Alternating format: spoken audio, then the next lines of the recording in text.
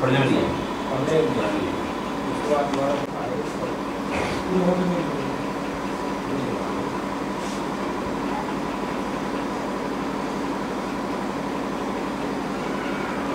क्या नाम है आपका और आपके साथ क्या घटना हुई?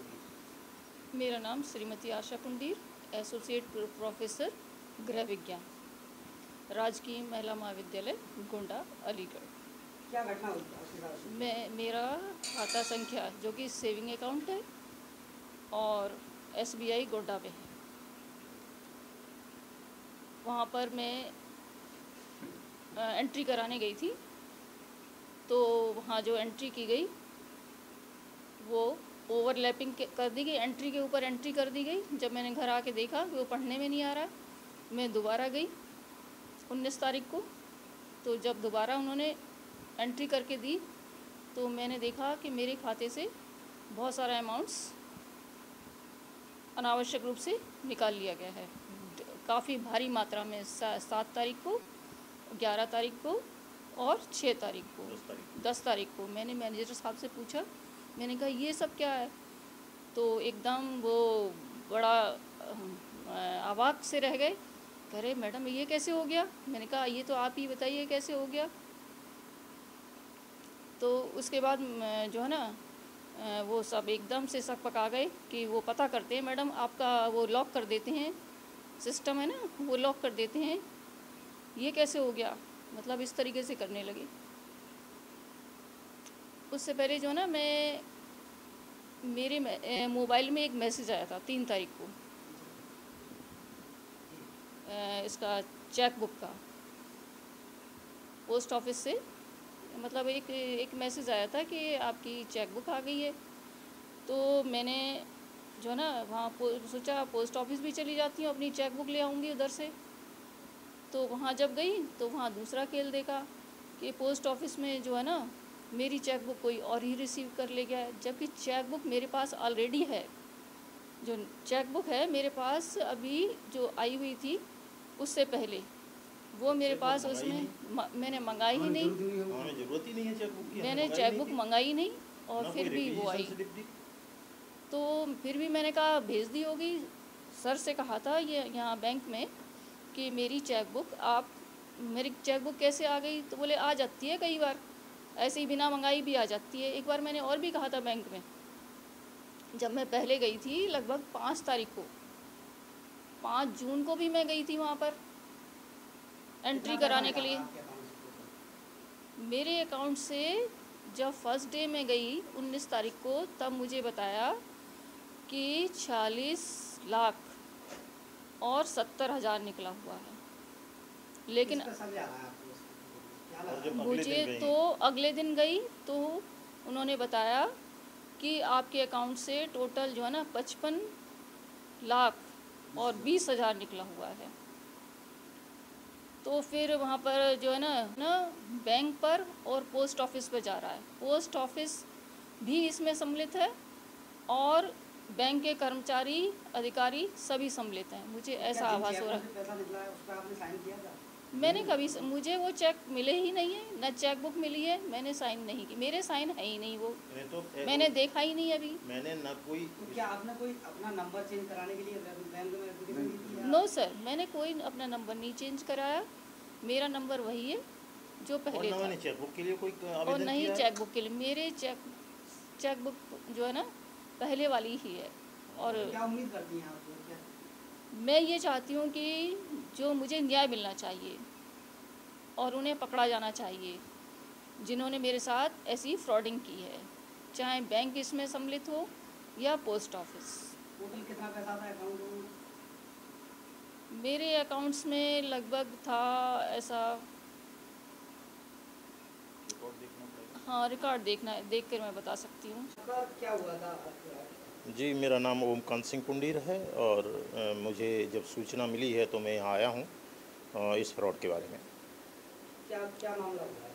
ये मामला इसमें बहुत क्लियर कट मामला है। इसमें बैंक से और कुछ जो है ना स्कैंडल में पोस्ट ऑफिस भी शामिल है और बहुत ही क्लियर कट मामला है। इसमें खाते थ्रू खाते घपला हुआ है, तो इसमें मैं नहीं समझता कि इसमें इन्वेस्टिगेशन में कोई ज़्यादा पेचीदा चीज़ है। ये बैंक को सब इसकी जानकारी मिलनी चाहिए और मैं समझता हूँ कि इसमें तुरंत जो है ना इनको पता लगना चाहिए। इसमें सारा बैंक यहाँ पे शामिल है। इसमें किस तरीके से पैसा निकाला है? ये पैसा एक मैडम ने कोई आवेदन नहीं किया था। इनकी पुरानी चेकबुक जो पहले से अवेलेबल है ऑलरेडी, और उसमें 49 लीव्स हैं और एक ही 50 चेक की उसमें से एक ही चेक इस्तेमाल हुआ था, 49 ऑलरेडी थी। दूसरा, हमें रिक्विजिशन न तो मैडम ने दिया न कोई साइन किया, और उसके बाद भी दूसरी चेकबुक बगैर किसी कारण से मंगाई गई बैंक द्वारा, और वो उसमें गोपनीयता रखी गई। मैडम ये जानने गई कि भाई मेरे पास मैसेज आया, ये चेकबुक क्यों भेजी गई है, तो बैंक मैनेजर ने कह दिया कि नहीं नहीं, वो बगैर रिक्विजिशन दिए भी आ जाती है। अब हाँ, SMS। अच्छा, इसके अलावा मैडम ने कोई भी अपना मोबाइल नंबर बदलने के लिए नहीं दिया, लेकिन जिस दिन घपला हुआ उसी दिन सुबह मोबाइल बैंक खुलते ही मोबाइल नंबर बदल दिया गया, उसमें चेंज कर दिया गया, और उसकी एक फर्जी एप्लीकेशन रख रखी है कि भाई मैडम की तरफ से ये आई है कि भाई मेरा मोबाइल नंबर बदल गया है और ये अब कर दिया जाए। जिस डेट में घपला हुआ उसी डेट से जो है ना अब कोई भी SMS नहीं आ रहा अलर्ट, और कुछ भी नहीं हो रहा। और इसमें क्लियर कट जो है ना बहुत इसमें कोई बहुत ज़्यादा इन्वेस्टिगेशन नहीं है, इसमें पूरा बैंक शामिल है। इसमें क्या चाहते हैं? ये हम तो चाहते हैं इसमें एक्चुअली कि हम तो सबसे पहली बात तो ये कि इसकी बहुत, मैं तो ये चाहता हूँ कि भाई इसकी जांच विजिलेंस से होनी चाहिए, और मुझे यहाँ की जांच पे, बैंक की जांच पे भरोसा नहीं है। मैं चाहता हूँ कि विजिलेंस से जांच हो और मेरा जो भी नुकसान हुआ है उसकी भरपाई बैंक करे, साथ ही साथ कठोर कार्रवाई हो जिससे कि आगे कस्टमर्स पे कोई इस तरह का विश्वास जमे। SBI से विश्वास हमारा इतना हट गया है कि शायद मैं अपने बच्चों को भी कह के मरूंगा कि SBI में खाता बिल्कुल ना खुलवाना कभी भी। क्या किन लोगों का शक जा रहा है? मेरा शक, मैं ये तो इन्वेस्टिगेशन का विषय है, लेकिन इसमें बहुत क्लियर कट बात है कि मेरे बैंक में मुझे प्रोसीजर पता है कि जब भी कोई बड़ी रकम निकाली जाती है उसकी बड़ी भारी इन्वेस्टिगेशन होती है। इन्होंने कोई इन्वेस्टिगेशन नहीं करी, और एक जरा सी फर्जी आवेदनों पे इन्होंने मोबाइल नंबर भी बदल दिए, फर्जी उस पर जो है ना उन्होंने चेकबुक मंगा ली है। कहने का मतलब ये मेरा शक में, ये तो जांच का विषय है, लेकिन ये मेरा शक तो सीधा सा है कि इसमें बैंक मैनेजर शामिल है और यहाँ के कर्मचारी शामिल हैं। और इवन देन इन्होंने कुछ कर्मचारी, एक कर्मचारी ऐसा भी रखा हुआ है जो अब गायब है, और वो उसको जिन्होंने बगैर ऑथराइजेशन के कंप्यूटर उस पर चलवाया है, सारे काम कराएं, और वो उस दिन से गायब भी हो रहा है। और वो जो है ना ये बैंक की गलती है कि इन्होंने कोई अदर पर्सन कैसे रखा नो ऑथराइज, इनको क्या ऑथराइजेशन था। तो मैं को वहाँ का बैंक का कोई ट्रांजैक्शन नहीं कर सकता, कोई कंप्यूटर यूज़ नहीं कर सकता। इसमें बैंक मैनेजर ही मुख्य आरोपी है, और इसको सारा पता है घटना का कि यह घटना कैसे हुई है।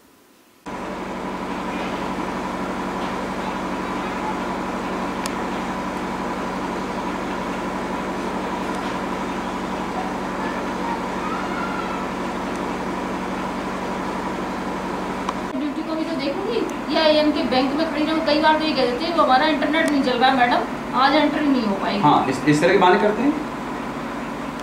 दोपहर में इतनी धूप होती है, मैं मतलब वहाँ तक जाऊंगी, मेरे पास ऐसा कोई वाहन तो है नहीं। फिर इन्होंने सैलरी के साथ जो ये घपला हो गया इसकी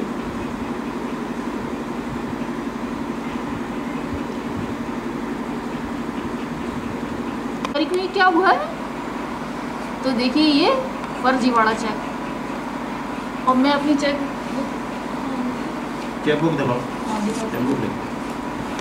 एक और चीज़ मैं कहना चाहूँगा कि इसमें मैडम के पास जिस दिन ये 7 तारीख को वहाँ गई, जिस दिन ये एक स्कैंडल हुआ है, उसी दिन मैडम चेकबुक वहाँ अपनी एंट्री कराने गई वो पासबुक में, तो इन्होंने ये किया कि एंट्री के ऊपर ही एंट्री कर दी, जिससे यही पता नहीं लगा था कि इसमें लिखा क्या है। और अगर उसी दिन ये हमारी फेयर एंट्री करते तो उस घपले का उसी दिन 7 तारीख वाला कम से कम आगे के डेटों का तो रुक जाता है। और 19 को जब, और बाद में जब भी गई है मैडम, तो यही कहते रहे कि भाई आप अभी पासबुक नहीं है, आज इंटरनेट नहीं चल रहा, बाद में आना, और इन्होंने सारा स्कैंडल पूरा हो जाने दिया। उसके बाद कितने का करा दिया इन्होंने 55,20,000 का फ्रॉड कराया है, और मैं समझता हूँ कि इतना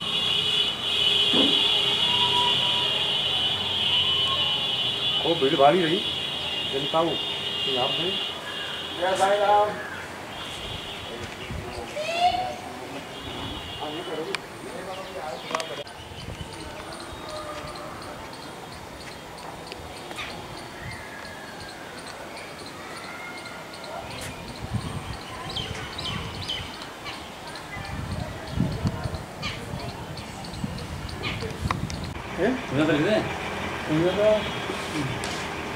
हाँ, मैं समझता ही जाएगा, जितने डॉक्यूमेंट इसके संग होंगे उतने सब जाएंगे।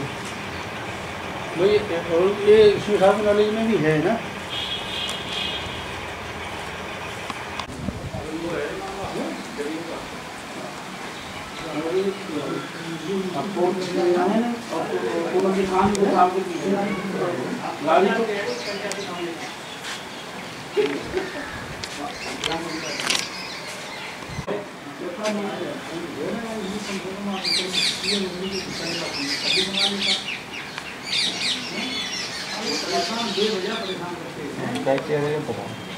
तो भाई क्या रहोगे जाम सिलेंडर बढ़वा दो कुछ। एक श्रीमती आशा पुंडीर है, राजकीय महाविद्यालय में प्रोफेसर हैं। उनका स्टेट बैंक गोंडा में जो है खाता है, तो उसके खाते से 34 करीब 46,70,000 रुपये फ्रॉड करके निकाल लिए गए। बाद में पता चला कि उसके 55 लाख निकले हैं, क्योंकि जो पहली रिपोर्ट दी थी उसको जो बैंक वालों ने, उसमें जो थी 46 लाख का 70,000 रुपये का बताया गया था। अब जो बताया जा रहा है वो 55,60,000 बताया जा रहा है। इसके संबंध में एक मुकदमा कायम हो गया 420, 406, 419 का, और बैंक मैनेजर तथा उनके अन्य कर्मचारी, अभी ये क्लियर नहीं हुआ, इसकी जांच चल रही है। उधर स्टेट बैंक के उच्च अधिकारी भी इसमें जांच कर रहे हैं, उनके खिलाफ कार्रवाई की जाएगी। और 3 किस्त में पैसा निकाला गया, 7, 10 और 11, यानी 7 जून और 10 जून और 11 जून में पैसा निकाला गया। ये चल रही है, फुटेज लिए जा रहे, और जैसी कार्रवाई आएगा जिसका भी नाम होगा उसके खिलाफ सख्त कार्रवाई की जाएगी, जिससे इसको न्याय मिल सके। मेरा नाम सतपाल सिंह है। क्या है आप यहाँ डाकघर में? मैं उप डाकपाल पद पर हूँ। ये बताइए क्या घटना, क्या नियम होता है, किसी की अगर डाक आती है कैसे क्या करते हो? डाक आती है और पोस्टमैन को दी जाती है, वो डिलीवरी स्लिप देता है और उसको अपना उसमें लगा देते हैं। ये बताइए वो चेकबुक वाला जो मामला है क्या है? इस बारे में मैं अवज्ञ हूँ, मुझे कोई पता नहीं है, पोस्टमैन को पता है इस बारे में। तो क्या कोई कार्रवाई भी की गई है? हाँ, कार्रवाई की गई है। क्या? उस पोस्टमैन को पुटक ऑफ ड्यूटी कर दिया गया है। क्यों किया है, क्यों सस्पेंड किया? इसलिए कि वहाँ उस कंप्लेंट थी उनके खिलाफ। क्या कंप्लेंट थी? ये चेक के बारे में। चेकबुक किसी और को दे दी थी, क्या था बताओ? हाँ जी, चेकबुक और किसी अज्ञात व्यक्ति को दे दी। ऑफिस तुम्हें जा रहे हो 20, 21, 23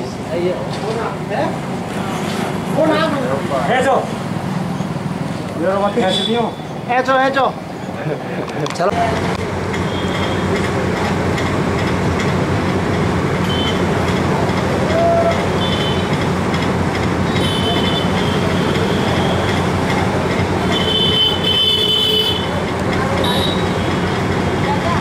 से पूछना, उनके पास रिकॉर्ड है सब, मेरे पास रिकॉर्ड नहीं है कुछ भी। मैं तो अलग अकाउंटेंट हूँ। नहीं, मुझे जानकारी इतनी है बता तो दी। तो आप उनसे पूछो ना जाके। आप क्या हैं? मैं अकाउंटेंट हूँ यहाँ पर। नहीं तो क्या बताऊँ मैं आपको, अब कहाँ से आए हैं आप, पहले तो ये बताओ। चैनल क्या है? SD शर्मा। किस तरीके से पैसा निकला था, जो फ्रॉड हुआ है, कैसे हुआ? ये पता नहीं, यहाँ से चेक बुक से और बैंकों में निकला है पैसा, 3 बैंकों से। यहाँ कोई पैसा नहीं निकला है। कौन-कौन सी जगह से निकला है, कितना पैसा निकला है? ये फिगर एग्जैक्ट पता नहीं, अतरौली, चंडोस और गवाना। टोटल कितनी फिगर बैठ गई है? 55-20। बताइए चेकबुक कैसे इशू हुई? चेकबुक एप्लीकेशन से इशू हुई। क्या मैडम ने एप्लीकेशन दी थी? उनकी आई है, सिग्नेचर मिले हुए हैं, एप्लीकेशन आई हुई है। तो आप ऐसे किसी को भी इशू कर देते हैं? कोई एप्लीकेशन है उसमें, दूसरा कोई नंबर, फ़ोन नंबर कैसे चेंज हो गया? वो भी एप्लीकेशन है उनकी। तो आप कस्टमर आए या ना आए, आप ऐसे दे देते हैं? नहीं, कस्टमर आने पर एप्लीकेशन है, सिग्नेचर मिलाते हैं जब देते हैं। खाली एप्लीकेशन? एप्लीकेशन से सिग्नेचर मिलाएंगे और वो कस्टमर दे जाते हैं और फिर बाद में पढ़ पाती हैं या उसी समय पढ़ जाती हैं। किसकी कमी रही है सर? इसमें कमी ज़्यादातर तो पोस्ट ऑफिस की है। उन्होंने चेकबुक दूसरे को इशू कर दी, मतलब डिलीवर कर दी। आप लोगों को बैंक की कोई कमी नहीं है? बैंक को कम से कम जिसके इतना बड़ा अमाउंट है, इतना अकाउंट में डाल रखा है, तो उसे बुलाया जाएगा। तो ये पता चली तो आई तो वो जब ही तो पता चला। ये तो बाद में पता लगा ना पैसा निकल गया। हाँ, तो पहले तो पता ही नहीं लग पाया ना कि फ्रॉड हो गया है। बैंक की कोई कमी नहीं है आपकी? बैंक की अपने हिसाब से तो कोई दिख नहीं रही, और जो आगे जो होगा वो देखा जाएगा, जो भी आएगा। तो कैसे उनका पैसा वापस आएगा? अब ये प्रोसेस चल रही है और जल्दी से जल्दी जो है पूरा जांच बैठी हुई है। तो बताइए, पहले की जब उनका चेकबुक थी तो दूसरी इशू कैसे करती? ये एप्लीकेशन आने के कारण हुई है चेक इशू। पासबुक पे भी उल्टी सी डबल चढ़ाती थी नाम। ये तो कैशियर से पूछेगा कि उसने कैसे चढ़ाई, क्या किया। नाम है आपका और आप इस बैंक में क्या है? मेरा नाम लाल बहादुर सिंह है। क्या है इस बैंक में आप? मैं असिस्टेंट हूँ। ये बताइए क्या हुआ था, कैसे ये मैडम का साथ फ्रॉड हुआ है, बैंक ने कैसे किया?